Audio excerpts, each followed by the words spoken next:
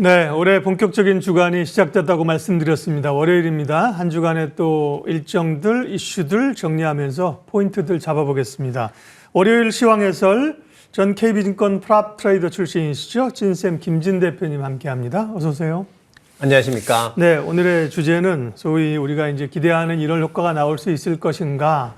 그동안 이제 외국인들의 주식 매도가 계속 이어져 있는데요. 셀코리아가 일단락되고 추가적인 상승이 가능할 것인가가 궁금증입니다.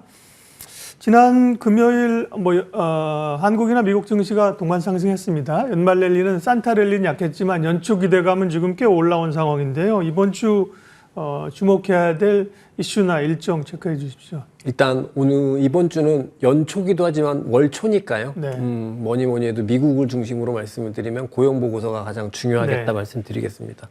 미국이라는 나라가 지금 현재 상황 보면 물가는 되게 빠르게 안 내려오고 고용 시장은 굉장히 견조하고 이것 때문에 연준이 올해 2025년에 원래 당초에 금리 인하 경로를 한 4번 정도 해서 2번으로 하향 조정을 한 상태고요.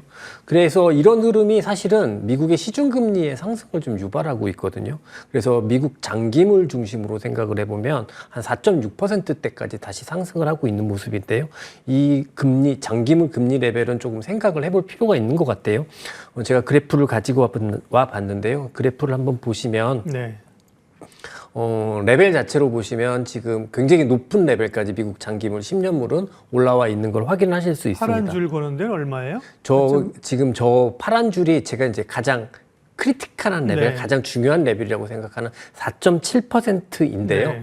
만약에 이제 현 시점 상황에서 4.7%가 넘어가는 상황이 된다고 한다면 좀 저 기간 자체가 지금 한 2년 반 정도의 기간이거든요. 그러면 실제로 미국은 지금 금리 인하를 하고 있는 과정인데 장기물 금리는 2년 내 가장 높은 수준에 도달한다. 그 레벨을 넘어선다라는 의미가 될 겁니다. 이렇게 될 경우에는 아주 궁극적이진 않겠지만 일시적으로는 증시 전체에 좀 영향을 줄 수도 있을 것 같아서 이 장기물 금리 추이를 좀 주목해 봐야 될 것 같은데요. 만약에 이번 주에 고용 보고서가 이제 계속 졸트 잡 오프닝, ADP 민간 고용 그리고 고용 보고서까지 계속해서 발표가 될 텐데 이게 생각보다 좀 뜨겁게 나올 경우에는 이 장기 금리가 4.7%를 넘어설지 안 넘어설지 이걸 좀 더 주목해서 봐야 될 것 같습니다. 그리고 이거는 사실 미국에만 해당하는 문제는 아닌 것 같고요. 우리나라 입장에서 생각을 해보면 금리가 4.7%를 넘어서게 된다고 하면 달러 지수를 다시 한번 또 강세를 유발할 수 있는 요인이 될 거고 우리 입장에서 지금 가장 힘든 부분이 원달러잖아요. 그럼 원달러의 상승 압력이 또 존재한다라고 볼 수도 있기 때문에 이번 주 같은 경우에는 우선적으로는 고용 보고서 그리고 고용 보고서에 따른 장기 금리의 추이 이런 것들 좀 주목해 봐야 되겠다 말씀드리겠습니다. 네, 국내는 삼성전자 이제 실적 발표가 있습니다. 삼성전자의 실적에 우려가 계속 있는 상황이잖아요. 삼성전자 실적하고 또 그 밖에 체크해야 될 변수는요? 일단 이번 주 삼성전자 실적 발표가 있는데 삼성전자 제가 계속 보니까 지난 한 달, 2달 기간 동안에 실적 전망이 계속해서 하향 조정을 해왔거든요. 그리고 그 과정에서 삼성전자의 주가도 이미 좀 굉장히 부진한 상태에서 머물러 있었지 않습니까?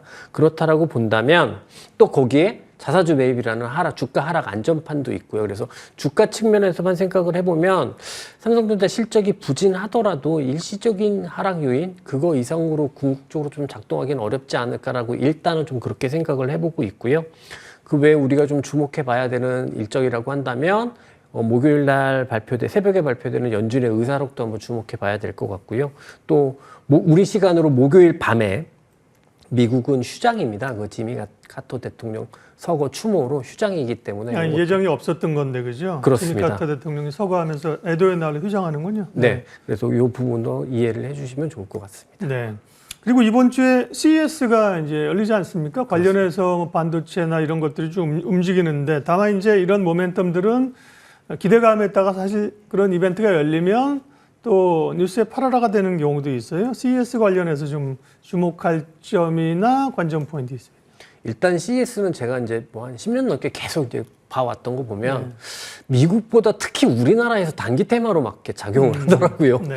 근데 실제로 미국에서는 단기 테마로는 그렇게 작용을 좀 안 하는 것 같기는 했고요. 그리고 그런데 저는 CES라는 게 결국 기업들이 올해 어디에 더 포커스를 맞춰서 어느 쪽에 더 집중하겠다라는 어찌 보면 장기적인 그림을 그리는 장소니까 단기 테마에 너무 집중하지 않으셨으면 좋겠고요. 그다음에 뭐니 해도 오늘 밤에 젠슨 황이 CES 개막 연설로 연설 스피치를 할 텐데 연설 내용보다는 아마 거기에서 Q&A에서 HBM 발열 문제 그래서 뭐 이런 것들 그러니까 그 블랙웰의 발열 문제 그래서 HBM과 관련한 문제 이런 것들이 혹시 나올까 뭐 이런 것들을 좀 주목하고 있는 것 같습니다. 근데 사실 뭐 그 이야기가 주 화두가 될 가능성은 사실은 높지는 않고요. 뭐 한 줄 정도로 나올기는 할 텐데 네. 뭐 일단 주가는 엔비디아도 지난 주 금요일에는 가장 강한 반도체 중에서 가장 강한 흐름을 보이기는 했습니다만 전체적으로 CES 같은 경우에는 큰 테마에서 생각을 해주시고 엔비디아나 HBM 관련해서는 너무 크게 주목하거나 그러실 필요는 없고 그냥 간단히 지나가는 정도일 가능성이 더 높다 이렇게 말씀드리고 싶습니다. 뉴욕 증시 흐름은 어떻습니까? 이제 지난해 워낙 미국 증시가 강했고요. 우리가 약해서 올해는 뒤집어지기를 기대하고 그죠. 우리가 상대적으로 강세 가기를 기대합니다만 뉴욕 증시의 흐름들을 현실적으로 무시할 수 없단 말이에요. 그죠? 근데 뉴욕도 상당히 고점 부담은 있는 것 같고요. 좀 출렁출렁했습니다. 연말에. 추가 상승 쪽으로 보세요? 아니면 조정 가능성을 좀 염두에 두어야 될까요? 일단 미국 시장 같은 경우 연말에 4일 연속으로 하락을 했고요. 네. 연초까지 겨우 이제 금요일 날 첫 반등을 한 상황인데요. 저는 그냥 지금까지 현재 상황으로 보면은 말씀하신 것처럼 워낙 강했던 높은 수익에 대한 이익 실현 차원의 연말 흐름이 아니었을까 이렇게 생각을 하고 있습니다. 미국 증시를 나스닥 그래프를 또 제가 오랜만에 가지고 와 봤는데요. 그래프에서 제가 표시해 놓은 것처럼 FOMC 쇼크 이후에 일단 미국 증시가 일시적으로 단기적으로는 정체로 전환되어 있는 것으로 볼 수는 있을 것 같습니다. 하지만 지수를 보시게 되면 이게 누가 보더라도 그냥 기존에 있었던 상승 채널을 그대로 꾸준히 이어가고 있는 모습이고 아직까지 이 추세에 대한 이탈은 없는 것 같아서 그냥 상승 기존의 단기적인 조정 이상으로 해석하기는 좀 어렵지 않나 싶고요. 실제로 내부 흐름을 보더라도 주도주군들이 종목군별로 보면 조정이 나오고 있기는 합니다만 실질적으로 추세적인 조정은 별로 없는 상황이고요. 또 하나 미국 위험 선호 심리가 굉장히 강한 것 같습니다. 최근에 미국 보면 우리나라에서 이제 많은 분들이 투자를 하고 계시는 아이온큐를 중심으로 해서 네. 양자 컴퓨팅 걸린 예. 주식들 혹은 또 그 다른 주식들 같은 경우가 엄청난 급등세를 보였거든요. 그런데 최근에 연말 연초의 조정 과정에서 이 주식들이 실질적으로 많이 하락하지는 않더라고요. 그러면 뭐 이 주식이 좋다 이 의미보다는 미국에서 형성되어 있는 위험 선호 심리 자체는 계속해서 유지 중인 상황이다라고 볼 수 있을 것 같아요. 그러면 이런 흐름들 전체적으로 좀 종합을 해본다면 미국 증시는 그냥 앞서 지수에서 보였던 우리가 해석할 수 있는 대로 상승 기조 자체는 바뀌지 않고 대신에 단기적인 조정 정도가 지금 전개되고 있는데 그 흐름도 아주 길게 연장될 것으로 생각되지는 않고요. 다만 걱정이라고 하면 앞서 말씀드린 대로 금리가 4.7%를 넘어가게 되면 조정 구간이 조금 더 길어질 수 있다. 여기까지만 생각해 놓으면 될 것 같습니다. 네, 국내 증시도 연말 안 좋았고 그랬지만 지난 금요일부터 뭔가 좀 변화의 시그널들을 일단 만들어냅니다. 지난 금요일 코스피가 1.8% 올랐고요. 오늘도 지금 코스피가 1% 상승세를 가고 있으니까요. 뭔가 좀 기대감은 있는데 어떤 이게 변화의 조심스러운 시그널이냐 아니면 그냥 반등 차원으로 봐야 되느냐. 저도 이제 화두로 좀 던진 거거든요. 우리 찐쌤 생각은 어떠세요? 일단 2025년 기준으로는 우리나라가 세계 1위라고 합니다. 즉시 상승률 기준으로. 네. 네, 이거는 뭐 좀 그런 얘기고요. 않겠습니까? 네. 네, 네. 그런 얘기고요. 네. 일단은 금요일부터 저는 상승한 이유가 가장 크게는 결국은 불확실성, 정치적 불확실성 제거에 대한 기대가 가장 네. 컸다라고 생각이 되고요. 하지만 금요일까지의 상황으로 보면 증시의 모습이나 환경적인 모습에서 완벽한 반전에 성공했거나 불확실성이 해소됐다. 이렇게 말씀드리긴 좀 어려울 것 같기는 해요. 근데 제가 지난주에 한번 2024년 리뷰를 하면서 두 가지 기준점을 가져보자는 말씀을 드렸는데 첫 번째는 뭐냐면 국내의 문제가 해소가 되게 되면 빅 랠리는 아니더라도 최소한 일본, 대만 수준까지는 회복할 수 있을 거다. 네. 두 번째는 결국 우리가 빅 랠리를 보이기 위해서는 글로벌 레가시 반도체를 중심으로 해서 반도체가 랠리를 보일 때 그때 가능할 거다. 이 측면이라고 생각을 해보면 이 기준점에서 생각을 해보면 현재 시장에서는 우선적으로는 우리 시장 내부의 문제에 대한 해소들이 우선적으로 필요한 것 같습니다. 그런데 요 문제에 대해서 기대감은 조금 시장에서는 계속 있는 것 같은데 아직까지 확실한 신호, 확실한 반전, 변화는 없는 상태가 증시나 환율에서는 1차적으로 금요일까지는 나왔는데 오늘 더 우리나라 시장은 조금 더 기대를 하고 있지 않나 싶고요.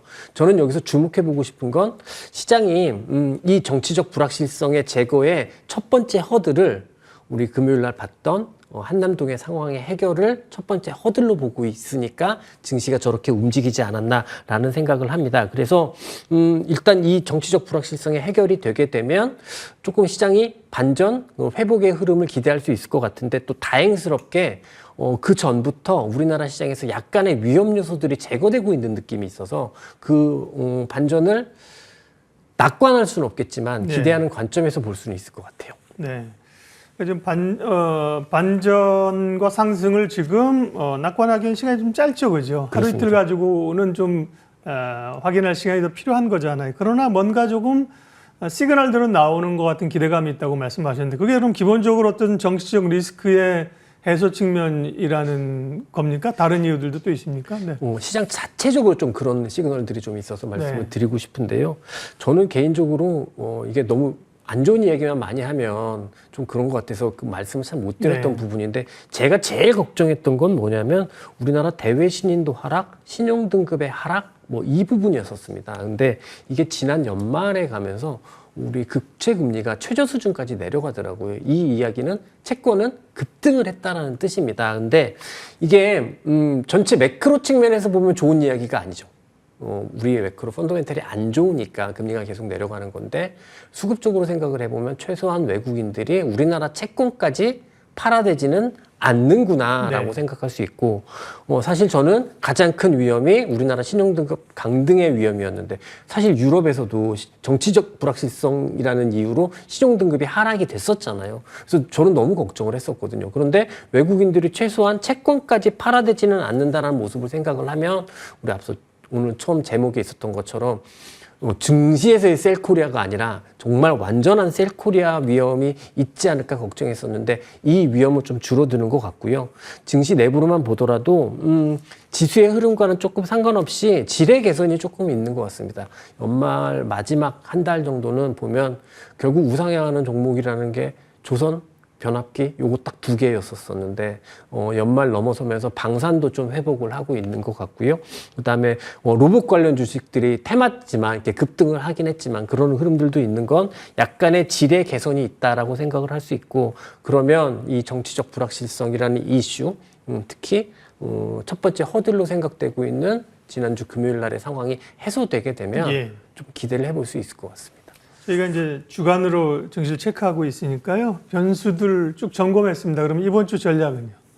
저는 반전하게 되면 아주 단순하게는 지수부터 접근하셔도 될 거다. 네. 지수의 여력폭 자체가 대만이나 일본을 기준으로 했을 때도 제가 내린 수준은 최소한 한 2670 코스피 기준으로 네. 거기까지는 가능할 거다. 이러면 10%가 약간 안 되는 수준인데 지수 10% 약간 안 되는 수준이면 작지 않은 수준이기 그렇죠. 때문에 예. 놓치면 안 되는 반등이라고 보여지거든요. 그래서 지수로도 간단히 접근하실 수 있을 것 같고요. 처음에는 아마 2차 전지 소재같이 많이 빠진 주식들이 가장 강하게 반등을 할 거예요. 근데 이 주식들은 1년 내내 빠진 주식인데 이거 꼭 정치적인 불확실성 때문에 빠진 건 아니거든요. 그러면 초반에는 강하게 반등을 하다가 추가적인 반전은 좀 제한이 있을 거라고 금요일도 보이고. 보면 낙폭과대주들이 강하게 올라왔죠. 네. 그죠? 근데 초반에는 늘 그런 모습이 네. 우선이었던 것 같고. 근데 이런 주식들 근데 이런 주식들이 많이 오르면 추세가 좋았던 주식들이 초반에는 좀 약하거든요. 네, 네. 근데 지나고 나면 결국은 그 주식들이 제일 센데 이런 것들이 결국 보면 뭐 지금 조선 같은 경우, 조선 같은 그죠? 경우 이런 예. 주식들이지 않을까 싶고